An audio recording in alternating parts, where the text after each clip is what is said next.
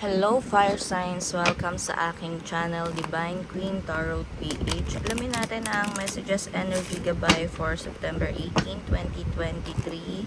Aries Leon Sagittarius. Marami pong salamat sa lahat ng nagsusubscribe, nagpa-follow sa aking channel. Para sa mga hindi pa nakasubscribe, please subscribe na po kayo para dumami pa tayo sa ating channel.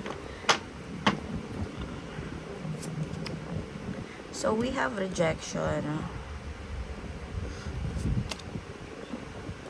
So, lumabas na naman yung hole in the soul. Ang daming dito na selling out. Lumabas na naman to. Hindi ko alam kung sa fire signs ba to last time, no? Entrapment. So, I can feel for some of you guys,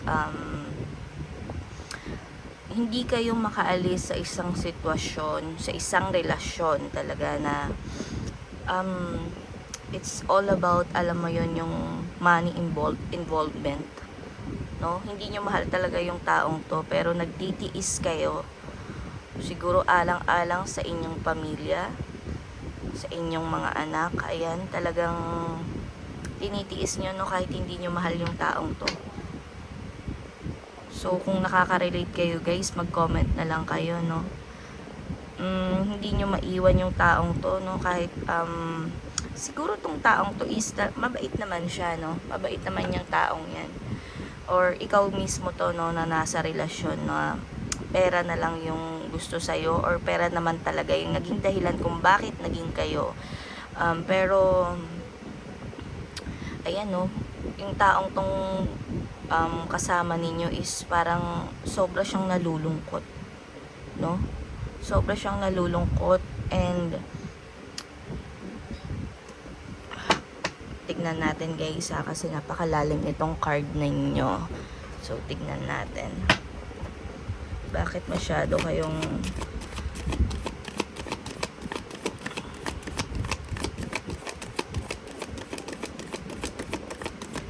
messages guys, confirmation. Oops, napakadami. So we have here the hydrate. Okay, no? We have here the connect with fire, connect with ancestor. Siguro nga is pinagkasundo lang talaga kayo. Pinagkasundo kayo ng inyong pamilya. Ayan, or ipagkakasundo kayo ng inyong pamilya. Mangyayari pa lang guys, ano? Na hindi ka makapag-desisyon dahil ang pamilya mo yung nasusunod para sa inyo. Ayan, gusto mo man siyang i-reject, no? Hindi mo siya ma-reject eh. Dahil yung respeto mo sa pamilya, sa mga magulang mo, yun yung inuuna mo. So, ayan, humingi ka ng humingi ka rin ng gabay sa iyong mga kanunuan, ano? Ayan, kung pwede ka rin mag-connect with fire, kung ayaw mo talaga na mangyari to sa buhay mo, ano, humingi ka ng tulong sa iyong mga ancestors na baka naman pwedeng tapusin na tong mga ganitong sitwasyon na nangyayari sa inyo, ano, or sa pamilya nyo, dahil parang hindi lang ikaw ang nakaranas to, maybe yung mga nakakatanda sa iyo is ganyan din yung nangyari sa kanila. So ayan, may connect with fire na nga dito, burning bowl ritual pa, no? Siguro yan, kung ano man yung mga panalangin mo, isulat mo sa papel, and sunugin mo, ano, and magdasal ka ng taimtim, tapos humingi ka ng tulong sa iyong mga kanunuan or sa mga kung sino man yung mga wala na sa mundo na pwedeng tumulong sa iyo, no? Kasi ayan, no, tingnan mo, entrapment talaga dyan guys. So titignan pa natin kung ano itong energy na nakuha natin ngayon sa fire signs, ano. Medyo mabigat tong pinagdadaanan mo ngayon, fire signs. So yung iba hindi talaga makaka-relate dito, pero yung makaka-relate ngayon sa reading na to, sana mag-comment kayo.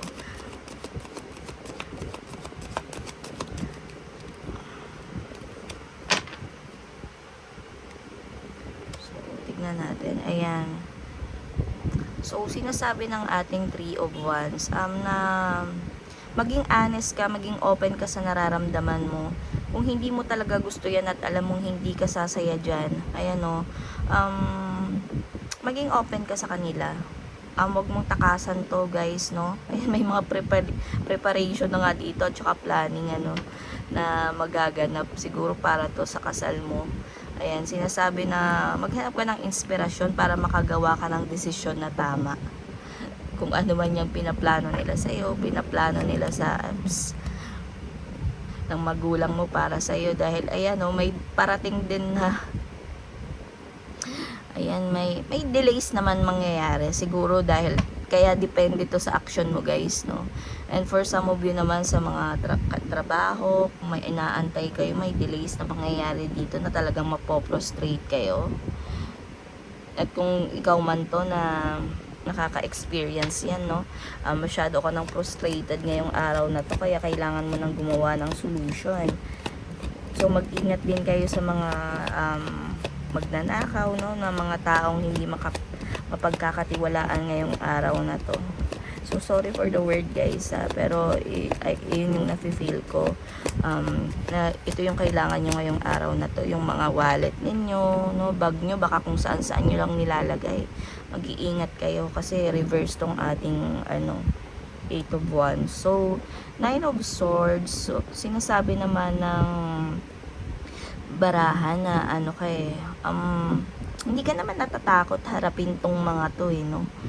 Or kung ano man yung mga negative energy na nararanasan mo ngayon, napakatibay mo nga, napaka-energetic mo, no? Pero kailangan mo na ring maging yung mabilisang decision kaysa magkaroon pa ng mga preparation dito. May mga masasayang lang na pera, no? Or kung ano man yung bagay na pinagdidesisyonan mo ngayon, kailangan mo maging matibay. Tingnan pa natin more messages for fire signs. Oops, tumatalon. May Nine of Wands din dito, katulad nga nung sinabi ko sa inyo kanina na yung ingatan nyo yung mga mahahalagang o mga importanteng bagay sa inyo, na lalo na yung inyong kaperahan, dahil may evil minded dito. Andito ang ating Nine of Wands, ano.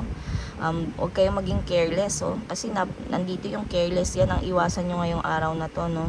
Yung pagiging careless nyo, yung nagtataranta kayo, nagmamadali kayong paalis ng bahay, paalis ng trabaho, pag-uwi, ayan, guys, maging responsable kayo ngayong araw na to. Yung mga cellphone nyo, huwag nyo nang ilalabas habang nasa daan kayo, nag-aantay kayo ng sasakyan. Kung pauwi man kayo, no, lalo na pag gabi. Ayan, no, dahil may dito, may negative energy dyan. So kung mapapanood nyo tong video ko, guys, no, mag-iingat kayo.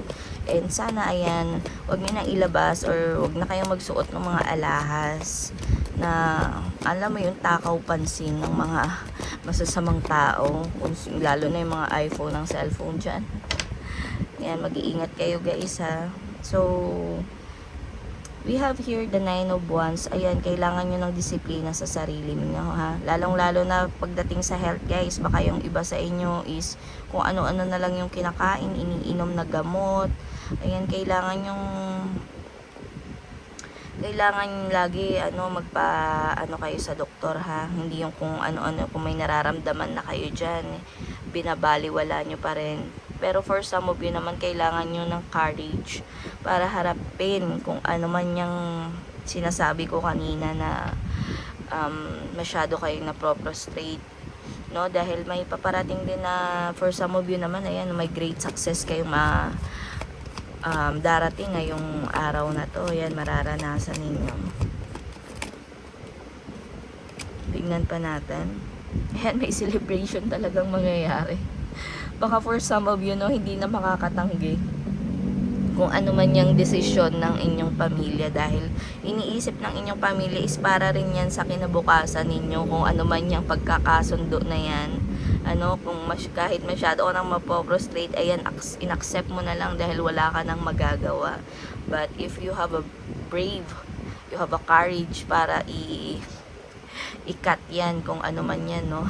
Yung decision na mangyayari sa'yo, sa sarili mo, or kahit hindi ikaw to, sa kapatid mo, no?